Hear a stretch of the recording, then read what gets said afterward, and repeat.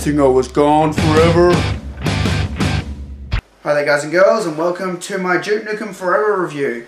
Now the first thing I want to do to kick this off is I want to give you guys a bit of history on 3D shooter games. So I'm going to start the review with that, and then we're going to jump right into Duke Nukem Forever. Alrighty, so just talking about the classic first-person shooters, where it all started, and this is where it all started. It was Wolfenstein 3D. This was the very first-person shooter. It was made by ID Software. The story was you were pretty much shooting Nazis. I don't even remember the story. I don't think anyone does. It was just so cool to walk around this 3D world and shoot these guys. And no one had ever seen a game like this because this was the first one. This was the very first-person shooter. And it's just, it added so much. It felt so real. You're walking around this 3D world and shooting people, and it was amazing. And yeah, like I said, ID Software started this with Wolfenstein, but it really blew up when they brought Doom out. But I'm gonna get to Doom later.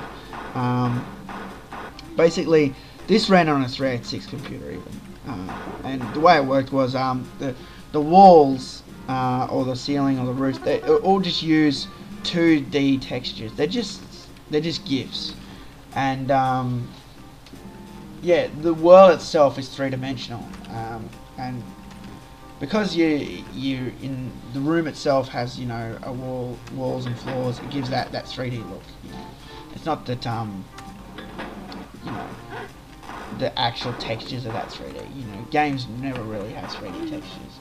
They try a bit. You can see even this game's trying a bit with the cracks in the walls, trying to make it look 3D, and the shadowing in the cracks and everything.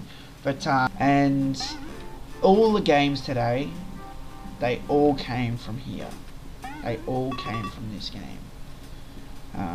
You can follow that road back, and you will fully see this was the first. There was nothing before this that revolutionized first-person shooters like this did. You know, even, you know, it was PC first. But, you know, consoles I don't think were, well, they were around, but I don't think they'd even fathom something like this.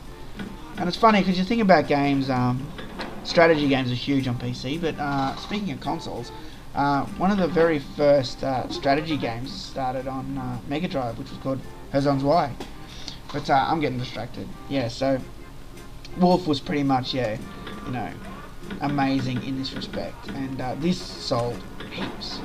Not only was it fun killing Nazis, but yeah, this was the end screen for Wolfenstein. You know, the end status screen. It told you how many people you killed, how long you took, you know, found any secrets.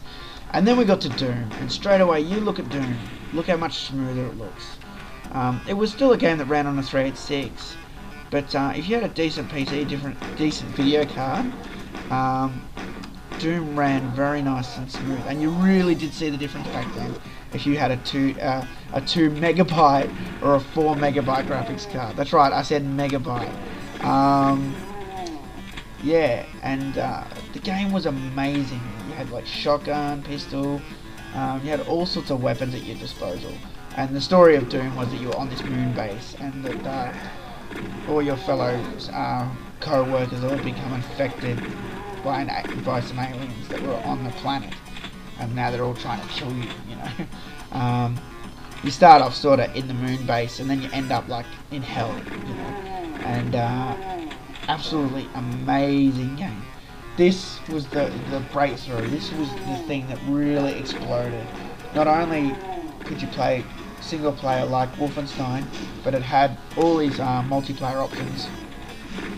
Via null modem cable or local area network, you could play this deathmatch, and Doom deathmatch was insanely fun. And there weren't many games that had some feature like that at the time. Like I said, it was an absolute breakthrough. This game. Yeah, like I said, people would make levels. I made levels. My levels weren't that great. I've seen levels that was so amazing. These people was that creative, and they didn't even work on the game, but they made levels, you know, the same, if not better, than ID Software. I've seen some amazing Doom levels, and it just gave the community and the fans a great tool to show off their work. You know, people have gotten jobs. I know, especially Epic Games like to offer jobs to. Well, they used to. I don't know if they still do. Offer jobs to people who work on their Unreal game, and their Unreal game wouldn't be around if it wasn't for Doom. And yeah, people would make levels in Unreal Tournament, and they'd end up landing jobs at Epic. You know, and that just goes to show you how amazing this sort of genre of game is. Yeah, and all the games today, like I said, they all spawn from here. You know, they all spawn from here, all spawn from Wolf 3D. You know, you can see, you know, this is like an advanced version of Wolfenstein. So you got the same end screen, and then you had games like Blood. Here we got Blood. Blood is the same sort of game again. It's a 3D shooter. It's that perspective, you know, behind the gun. But this is where they started breaking away, where again there were more, the animations were a lot more involved. The game was running a lot smoother now. This was like running on a Pentium 233 MMX sort of system. This had movie quotes in it, like you just saw the Crow there. The grave said Draven, Eric Draven from the Crow, and then if you clicked your use key on it would say Nevermore, like the movie. This character was called Caleb, so now we're starting to define the characters, whereas in Wolfenstein and Doom the characters were never really established. Yeah, so now this character had a name, Caleb, and we're starting to get also advanced features like we all had the one gun now, and now this game had this power up called Akimbo. And yeah, so if you had one flare gun, you pick up Akimbo, and then you'd have two. If you had one shotty, you pick up Akimbo, yeah, then you had two shotties. The only thing is you use up your ammo twice as fast, but it was insanely fun shooting people with the flare gun on Akimbo, especially in multiplayer. Yeah, so I mean that was Blood, you know. This is where all the games are starting to go there. And now finally, Duke Nukem 3D. Yeah, the thing that set Duke Nukem apart from, you know, things like Blood and Doom, you know, again it came from those games. The thing about Duke Nukem was I'd never played Duke Nukem 1 or 2. I'll say that straight out. I went straight into Duke Nukem 3D after doing that because, you know, I was just playing all the first-person shooters, and the thing that made Duke Nukem so cool was it didn't treat you like a kid, you know. And it's not like that Doom or that didn't.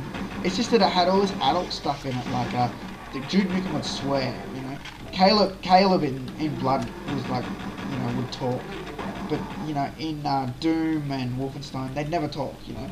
And now Duke Nukem was talking, but he'd be saying shit like, "I'm gonna rip your head off and shit down your neck." And that was just incredible. I was like, what the hell? You know, like, it was very rare to see this in video games. And on top of that, after you beat that boss that he says that to, he actually does it. He actually rips the guy's head off and takes a dump down his neck. That was absolutely incredible. One of the most ballsiest characters is Duke Nukem. He's just the toughest guy, goes around, says and does whatever the hell he likes. All the babes love him because he saves them when he can. But like I said, you know, this is supposed to be LA, this level here. I don't think LA looks like that personally, but yeah, you go into this it's supposed to be like an adult movie theater, you know. And yeah, you go inside and you can turn on the movie and that, but you don't see anything in this game.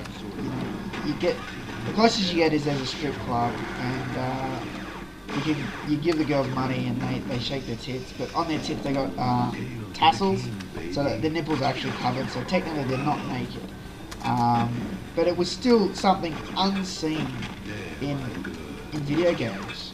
And now, you know, in Duke Nukem, they're fully topless. But at the time, no one had seen anything like it, and that's what made Duke Nukem so big. It's like, oh my god, there's strippers in this game, and Duke keeps saying like shit and fuck and he's a laugh, you know, and that's what made Duke so popular, Duke Nukem 3D. And Atomic Edition just added a whole lot more levels for him to go around and say stuff. There was a level in Atomic Edition called Triple X Stacy, and that was like, you go to a porn studio and they're like making pornos inside, you know. And yeah, you go up to this girl in leather, you click the OK key, and it's like, looks like my kind of party, wish I had time. This is all this cool stuff. And this is another thing in Duke Nukem, yeah, being able to take a piss. This is like the thing in movies, you never see people, or movies or TV, you never see people say, I'm going to the toilet, you know. And, what was it, there was a movie or TV show that first did that, and it was just like, wow, you never see that. And this was like one of the first games that did that too. This and Leisure Suit Larry. So yeah, these games have come a long way, and Duke Nukem Forever really is built off Duke Nukem 3D. It really does feel like a sequel to this, even though it's 12 years late. All the characters and guns are the same, it plays the same, the characters the same, the voice is the same, so it's great in that respect. Yeah, I'm going to talk more and show some gameplay now, but yeah, here's the strippers I was talking about. You tip them like that, and then yeah, that's it, they shake their boobies. Yeah, and no one had seen anything like this in video games. You could even kill them and drop all their money, which was hilarious. Yeah.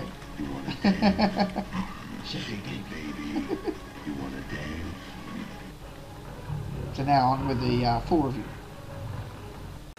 Alrighty, so the first thing I want to do is just take you guys back and show you a few of the excuse me, the old Duke Nukem boxes. So this was the Atomic Collection, as you can see, very shiny, very cool. Everyone had this. Well, a lot of people had the Duke Nukem 3D, but this is when this came out. This sold a lot, especially with the box like that. Inside you got, there's the CD, this Play on 10 network thing. It's a Roadshow Interactive thing. They were the distributor in Australia, warranty card, and an ad for something called Duke Zone. Yeah, so this was the first time I bought Duke Nukem, because this is how it came, and that was the disc there. Yeah, when this came out, Duke Nukem started becoming really big. Really big. That's Atomic. And this was the first add-on I bought, was Duke Nukem Caribbean Life's a Beach. That came with the CD. And pretty much just the book and a warranty card. Then there was also another add-on called Nuclear Winter, Duke Nukem Nuclear Winter. They had the ad in the box here for that too. That's the one I never got, actually, because I had the choice of this one or Nuclear Winter. They came out at the same time, and I chose Caribbean, and I never picked up Nuclear Winter at a later time.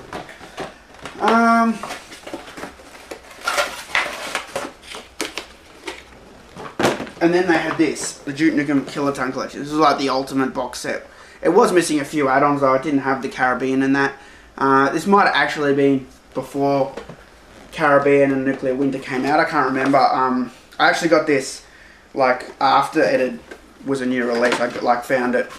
I've been looking for it for a long time, and I found it at like a computer swap meet. So